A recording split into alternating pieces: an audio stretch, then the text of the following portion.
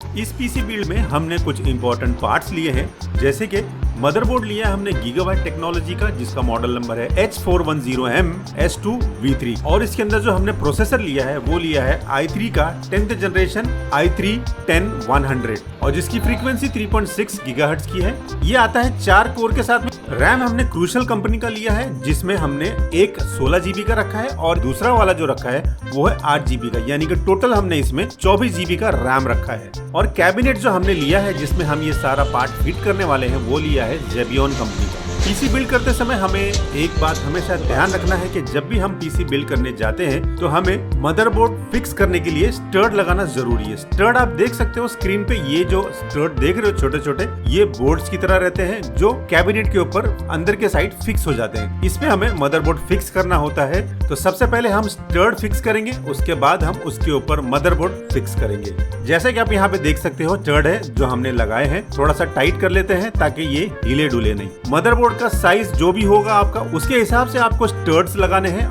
Motherboard का studs लगा देने के बाद आपको जो कैबिनेट के अंदर जो केबल्स आते हैं उसको एक तरफ कर लेना है, ताकि हम जब मदरबोर्ड फिक्स करेंगे ये बीच में आके नड़े नहीं। इस मदरबोर्ड के ऊपर हमने प्रोसेसर और रैम लगा कर रखा है ऑलरेडी। अगर आपको मदरबोर्ड के ऊपर सीपीयू का फैन वगैरह लगाना नहीं आता है तो हमने सेपरेटली उसका वीडियो बना रखा है। आप लिंक पे जाके चाहो तो वो वीडियो देख सकते हो किस तरह से सीपीयू का फैन लगाया जाता है। मदरबोर्ड को हमेशा जेंटली हैंडल करना है, जरा सा भी कहीं पर प्रेशर नहीं डालना है, बहुत ही जेंटली पकड़ना है, कॉर्नर साइड से पकड़ना है, एजेस साइड से पकड़ना है, ताकि सर्किट पे कम से कम हाथ लग पाए। स्टड के ऊपर मदरबोर्ड को बहुत ही जेंटली रखेंगे और बड़े ही आराम से उसको सेटल करेंगे, ताकि वो जो स्टड्स है और जो मदरबोर्ड के होल्स है वो मैच हो जाए, ताकि हम उसको स्क्रू से फिक्स कर सकें। मदरबोर्ड के ऊपर स्क्रू लगाने से पहले हमेशा एक चीज याद रखनी है कि जब भी आप मदरबोर्ड लगाते हो तो बैक साइड के जितने पैनल्स है वो सारे के सारे प्रॉपरली फिट हो जाने चाहिए। नहीं तो क्या होगा कि प्रॉपरली फिट नहीं होने से कभी आपका यूएसबी केबल ठीक से नहीं लगेगा, कभी आपका वीजीए केबल ठीक से नहीं लगेगा। तो इस तरह की प्रॉब्लम आने से पहले आप मेक श्योर करोगे आपका जो बैक साइड का पैनल है, यानी कि मदरबोर्ड का जो पैनल है पीछे का, वो बराबर से फिक्स हो जाए। जब आपको लगे कि ये मदरबोर्ड बराबर से फिक्स हो गया है, पैनल पीछे बराबर से दिखाई दे रहा है, जरा भी ऊपर नीचे नहीं है, उसके स्लॉट के अंदर प्रॉपर फिक्स हो गया है, तब उसके बाद हम स्क्रूज मदरबोर्ड पे लगाएंगे। एक बात यहाँ पे हमेशा ध्यान रखना है कि जब भी आप मदरबोर्ड के ऊपर स्क्रू टाइट करोगे तो आप मेक श्योर करना कि स्क्रू वही लेना जो स्टड पे प्रॉपरली फिक्स होता है। अदरवाइज क्या होगा, अगर प्रॉपर स्क्रू नहीं होगा तो मदरबोर्ड हिलेगा डुलेगा। जब भी आप रैम लगाओगे या कोई और कार्ड वगैरह लगाओगे तो मदरबोर्ड हिलने का चांस है, जिसकी वजह से होगा क्या कि आपके दूसरे कंपोनेंट हिल सकते हैं और फिर प्रॉब्लम देने का चांस हो सकता है। तो मेक श्योर करो जो भी आप स्क्रू वगैरह लगाओगे तो वो प्रॉपरली मदरबोर्ड के ऊपर फिक्स हो जाए, स्टड में जाके टाइट हो जाए। और अगर आपको कभी रैम वगैरह निकाल के वापस से उसे फिक्स करना है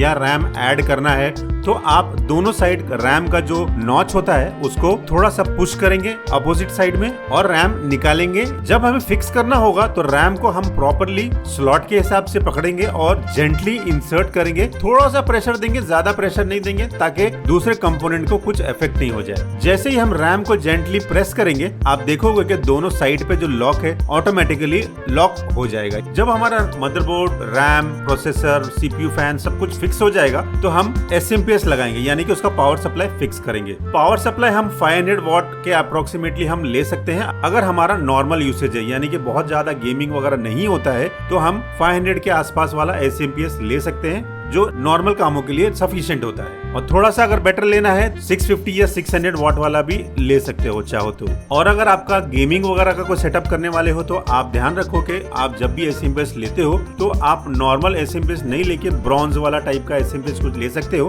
ताकि आपकी जो वोल्टेज की रिक्वायरमेंट है वो फुलफिल कर सके। एसएमपीएस फिक्स वगैरह कर लेने के बाद आप मेक श्योर करो कि केबल जो आपके लगे हुए हैं, यानी कि फ्रंट पैनल से जो आ रहे हैं, फ्रंट पैनल का केबल आप प्रॉपरली उसको सेट कर लो, साइड में कर लो, ताकि वो नीट एंड क्लीन दिखे और कैबिनेट के अंदर पूरा ऐसे जंगल जैसा ना लगे। केबल को प्रॉपरली सेट करना जरूरी इसलिए होता है कि आगे चल के अगर आपको कुछ मेंटेनेंस वगैरह करना है तो अंदर का चीज क्लीन होता है तो प्रॉपरली आप मैनेज कर सकते हो, यानी कि इजी होता है थोड़ा सा मैनेज करना। लेकिन अगर वायर वगैरह बहुत ज्यादा होंगे बीच में तो क्या होगा कि आप बार बार आपको डिस्टर्ब होगा, ये वायर कभी अटकेगा कभी वो वायर अटकेगा। तो इसीलिए मेक श्योर करो कि आपका वायर वगैरह साइड में कर लो और अंदर का एरिया जो बीच का एरिया है कोशिश करो कि जितना ज्यादा हो सके नीट एंड क्लीन रहे। और केबल वगैरह लग जाने के बाद आप चाहो तो केबल को प्रॉपर एक टाई से उसको टाई कर दो ताकि वो एक जगह पे रहे, सारा का सारा केबल इधर उधर ना हो। एक चीज आपको याद रखना है कि कैबिनेट के सामने यानी कि फ्रंट में जो जो कनेक्टर रहते हैं, यूएसबी पोर्ट रहते हैं, ऑडियो कनेक्टर, ऑडियो पोर्ट्स होते हैं, तो ये सारे के सारे जो कनेक्टर्स के जो केबल्स होते हैं वो आगे से पीछे जाता है। तो पीछे जब जाता है तो आप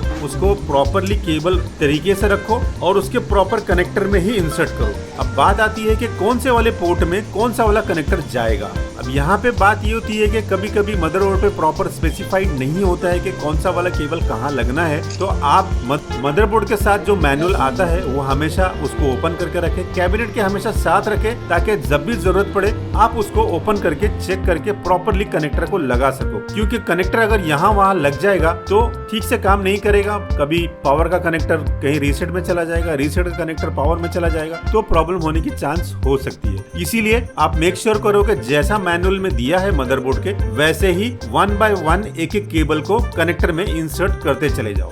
जब आपके सारे फ्रंट पैनल के कनेक्टर्स वगैरह लग जाएंगे तो आप लास्ट में क्या करो, पावर का केबल मदरबोर्ड में इंसर्ट करो। जेंटली प्रेस करना है, थोड़ा सा प्रेशर देना है, ज्यादा प्रेशर नहीं देना है। यहाँ पर भी इतना ही प्रेशर देना है कि आपका कनेक्टर उसके स्लॉट में चला जाए, यानी कि पावर का कनेक्टर जो है पावर स्लॉट में चला जाए। जब भी आप ये कनेक्टर लगाओगे तो आप देख लेना कि इसका कनेक्टर लॉक हो गया है कि नहीं, क्योंकि हर कनेक्टर के साइड में एक लॉक दिया रहता है, उसको चेक कर लेना।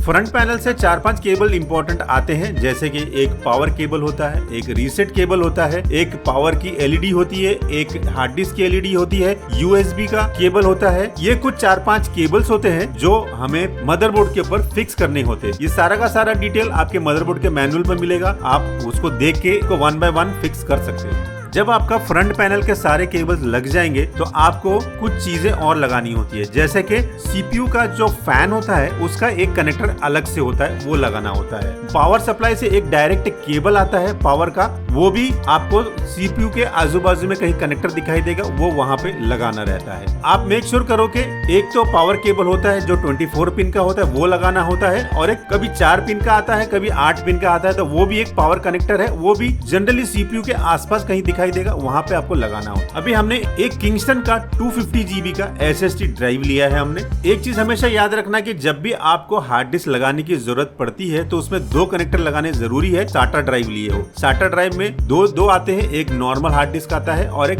SSD हार्ड डिस्क आता है। आप जब भी ये दोनों हार्ड डिस्क में से कोई भी एक हार्ड डिस्क लगाओगे तो 2 केबल लगाना जरूरी है, एक है SATA का पावर केबल और एक है SATA का डेटा केबल। दोनों केबल लगने चाहिए, जैसा कि आप देख सकते हो। यहाँ हार्ड डिस्क को प्रॉपरली आप ऐसे जगह पे फिक्स करो जहाँ पे इजीली कभी जरूरत पड़ने पे केबल वगैरह निकाल सके और उसको टाइट वगैरह कर सके। आप ऐसे जगह पे अगर हार्ड डिस्क लगा दोगे जहाँ पे बहुत कंजस्टेड है और हार्ड डिस्क की केबल वगैरह निकालने में बड़ी प्रॉब्लम होगी तो बड़ी दिक्कत होती है। तो आप मेक श्योर करो कि जब भी आप हार्ड डिस्क लगाते हो तो आप सीपीयू कैबिनेट के अंदर ऐसी स्पेस ले लो जहाँ पे पावर केबल, डेटा केबल दोनों इजीली लग सके और निकल सके। अब देखो यहाँ पे हमने सारे केबल लगभग लगा चुके हैं। अब हमारा सीपीयू के अंदर का पार्ट लगभग रेडी हो चुका है। चलो सारे कुछ रेडी कर चुके हैं तो अब लगा लेते हैं इसमें पावर केबल। उसके बाद हम लगा लेते हैं इसके अंदर इसका डिस्प्ले केबल यानी कि वीजे केबल। इसके बाद हम हमारा कीबोर्ड का केबल, माउस का केबल, ये सब हम कनेक्ट कर लेंगे यूएसबी पोर्ट में, क्योंकि हमारा कीबोर्ड और माउस यूएसबी का है। चलो अब इसको हमने पावर ऑन कर दिया है, देखते हैं डिस्प्ले आता है कि नहीं आता है।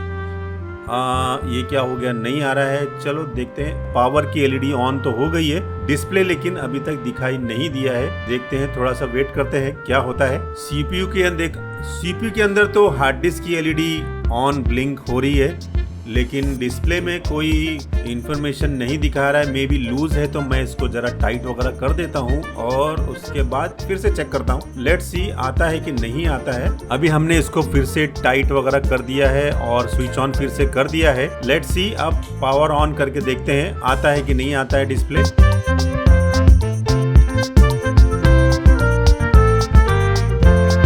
अब हमारे कंप्यूटर में डिस्प्ले आ चुका है। इसका मतलब ये है कि हमारा कंप्यूटर प्रॉपर्ली असेंबल हो चुका है और सारे पार्ट्स वगैरह जो भी लगाने हैं वो लग चुका है। इसके बाद का जो प्रोसेस होगा, कैबिनेट के सारे कवर्स लगा देंगे और इसके बाद जो शुरू होता है विंडोज का प्रोसेस, यानी कि विंडोज इंस्टॉल करने का प्रोसेस। विंडोज इंस्टॉल करने के लिए अगर आपको विंडोज इंस्टॉल करना नहीं आता है तो डिस्क्रिप्शन में लिंक है, वो लिंक देखकर विंडोज का भी इंस्टॉलेशन समझ सकते हो। दोस्तों ये वीडियो आपको कैसा लगा कमेंट जरूर करना। वीडियो अच्छा लगा तो लाइक जरूर कर देना और हमारे चैनल पे पहली बार आया तो सब्सक्राइब भी जरूर कर देना।